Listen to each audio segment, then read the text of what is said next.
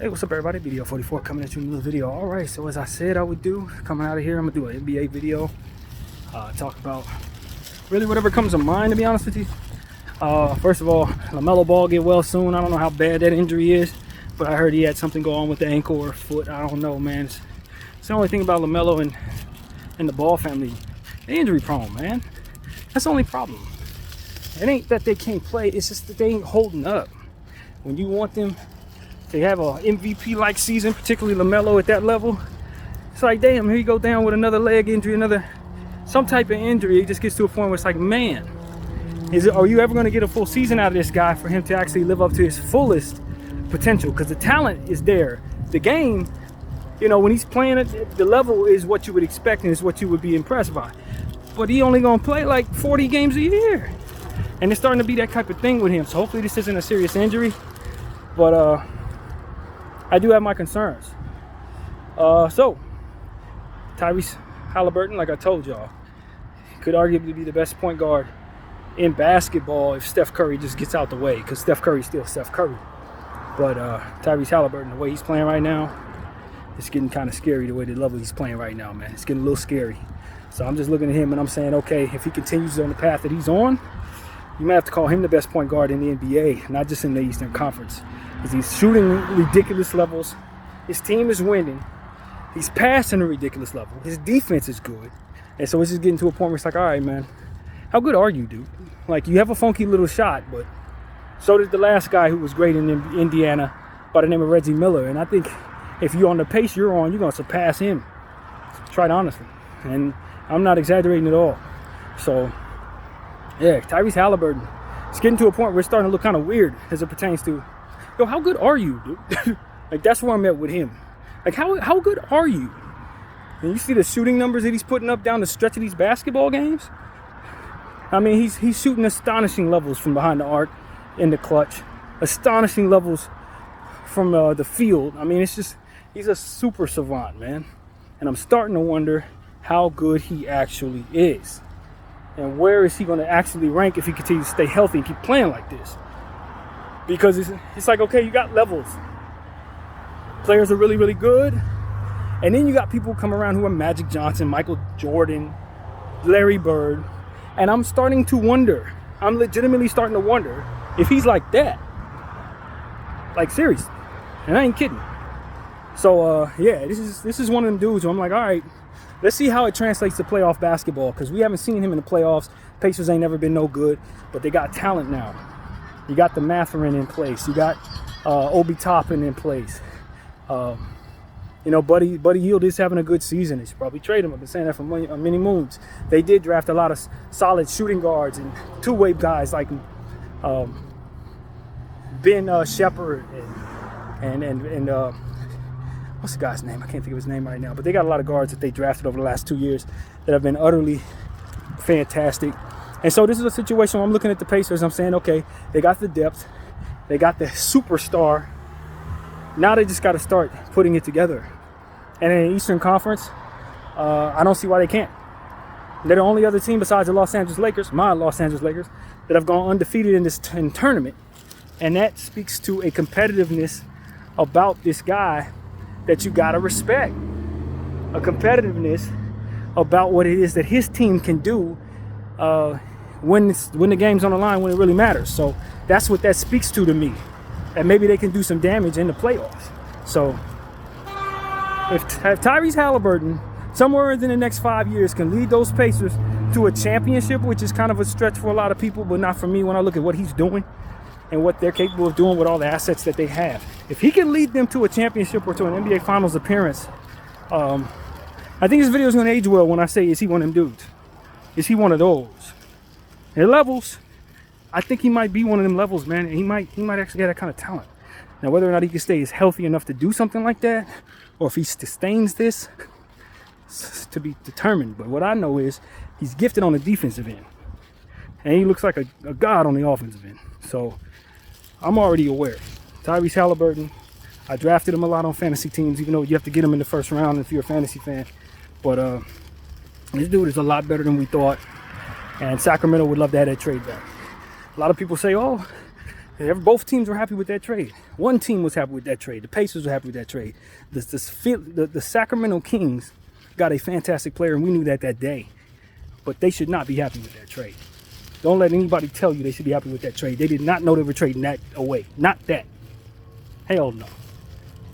Ain't nobody in Sacramento about to tell me they saw this coming with Tyrese Haliburton. Absolutely not. So that's no.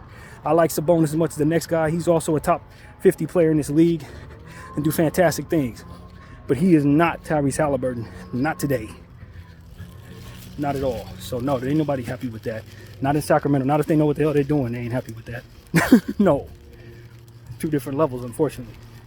But I wasn't happy when I thought Tyrese Haliburton was a little less than what he turned out to be.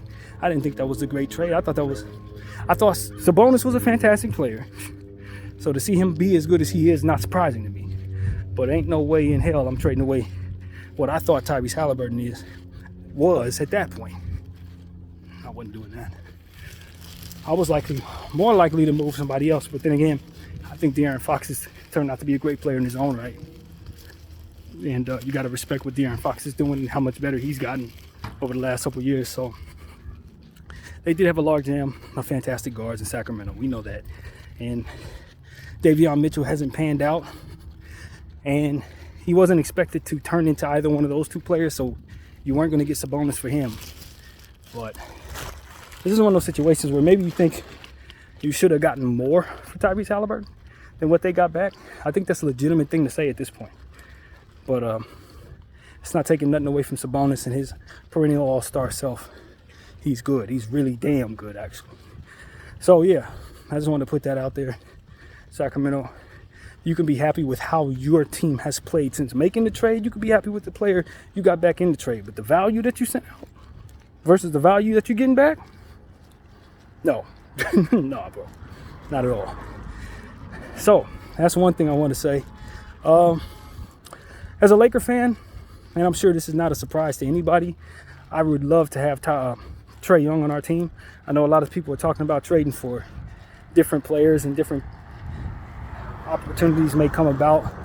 Obviously, you got to consider the price tag on a guy like Trae Young. But for me and my money, the way that Trae Young is playing right now and the way that his career is continuing to carry forward, whether DeJounte's on the team or not, type of numbers he's been putting up this season, I'm on board with him being a superstar, man. I am. I think he's a superstar. I think he's the type of player, if the Lakers were to pick him up at the midway point, probably put us in a position to win a championship if we don't lose the wrong pieces in getting him. Meaning all of our defensive depth, players like Max Christie and Cam Reddish probably should not be traded based on their ability to track people defensively, for which are elements your team is going to need that you would likely not be getting back in that trade. So that's really what it's about for me. It's not necessarily saying he's not worth certain things. It's just if you're going to give up elements on your team that you need without being able to replace them, then you're probably going to take yourself out of that championship opportunity space that you want to be in. And that's really what it comes down to. If we can do it to win a championship, go for it. But if we're going to lose stuff that we need in order to win a championship, I probably am not going to be as comfortable doing something like that. Now, granted, you got to think bigger picture with a player like Trae Young. If you're going to trade for him, you're not trading him for this season. You're trading him for the next 15 years that you hope he can be a champion on your team with various different lineups that you put together over the next several years. But I'm just thinking about what can help Bron while we're still on this timeline. And for me, I'm not too excited about giving away pieces that are ultimately going to take him out of that championship opportunity. Because if I want to rebuild with Trae Young, that's a whole nother story. But that doesn't mean I want to give up on this timeline, you know? So we got to try to keep the timeline going as long as we're going forward with Bron. And I don't think anybody's talking about trading Bron. So we got to make sure that we don't give away stuff that he needs in order to keep his team talented enough to win. And so bringing in a third superstar that can score 50 points or whatever is great in the regular season. But when the game slows down and gets into a half-court setting, you're going to need those defenders. You're going to need them. So that's something that's on my mind. Love what I'm seeing from Trae Young. Atlanta's not going anywhere, that kind of thing. Yeah, man. Victor Wembanyama and the San Antonio Spurs. San Antonio Spurs, I don't watch enough of y'all to know the truth. I only listen to what other people say, and I don't often trust that. But This takes me back to what I've been saying about Victor Wembanyama. He's fantastic. He probably don't want to wait to win, man. This whole situation, having him wait to win, is going to make it so that he's not going to be Rookie of the Year. Chet Holmgren, who has a good team around him, is probably going to win Rookie of the Year. Now, if you trade Chet Holmgren to the Spurs for Victor Wembanyama is going to do the same thing Chet Holmgren's doing. Chet Holmgren has more space. He has more talent around him getting him the ball. That's all it is. I love Chet. He is not Victor Wembanyama. He's just in a much more advantageous situation with talented guards around him and talented defenders around him that make it so that he's in a position to score 33 on nights when Victor Wembanyama's going for 15. Chet Holmgren ain't got to worry about having guards who are actually power forwards trying to avoid giving him the ball for reasons that don't make sense to nobody other than hate. Jeremy Sochan. Okay? Like I said, I don't watch enough of them. I just listen to what people tell me. And I see what I see in the highlights. Jeremy Sochan is not a point guard. And far be it from me to tell you that I have more basketball knowledge than the great Greg Popovich. But I really do think the great Greg Popovich is playing the long game, as many of others have said, with Victor Wembanyama. And if you just give Victor Wembanyama the ball at spam rates, he's going to put up spam numbers. He really will. But they are putting a cap on him, not only by way of the way they play, but who's on the damn team. And this is why I said, before the season even started, San Antonio has all the assets in the world, man. Picks from here to Texas. They need to get some of them picks up out of there and bring him a Trae Young. Bring him a Tyrese Halliburton.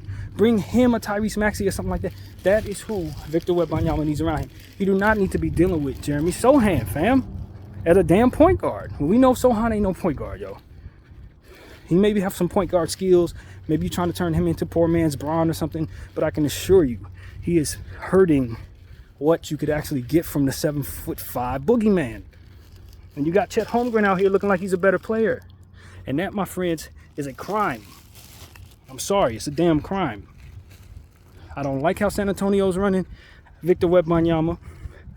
And I'm telling y'all right now, if I'm Victor Wembanyama, they got one season of this before I start talking about where I want to go. Because I don't think there's a single player in this league that came into this draft in the last 40 years that have more leverage than Victor Wembanyama about what happens in his career. And even though he likes the idea of being in San Antonio, Tony Parker ain't walking through that door. Manu Ginobili ain't walking through that door. Tim Duncan ain't walking through that door. It's just him and the garbage they got around him.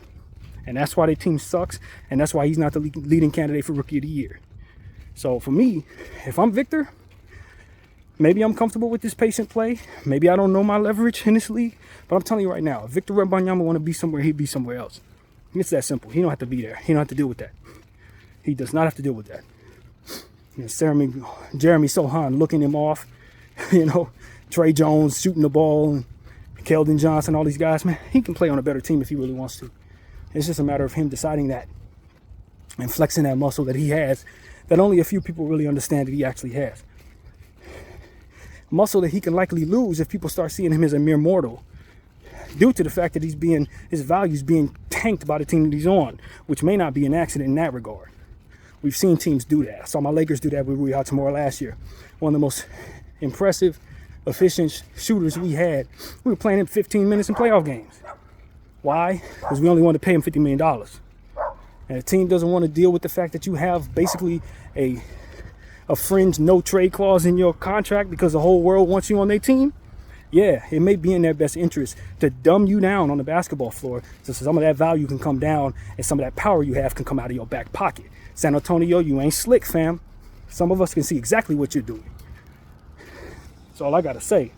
I didn't like how they did Kawhi Leonard, and I don't like how they're doing Victor Wembanyama. I'm just putting it out there.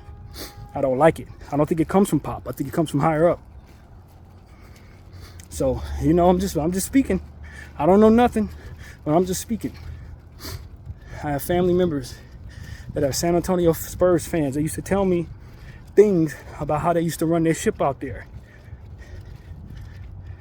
And this was before the Kawhi Leonard saga. How they used to have certain players in certain situations that weren't for the betterment of them. Making Manu Ginobili be a career guy off the bench and make the Hall of Fame. Winning gold medal with Argentina, but can never get off the bench. It was for the betterment of the team, right? Yeah, right.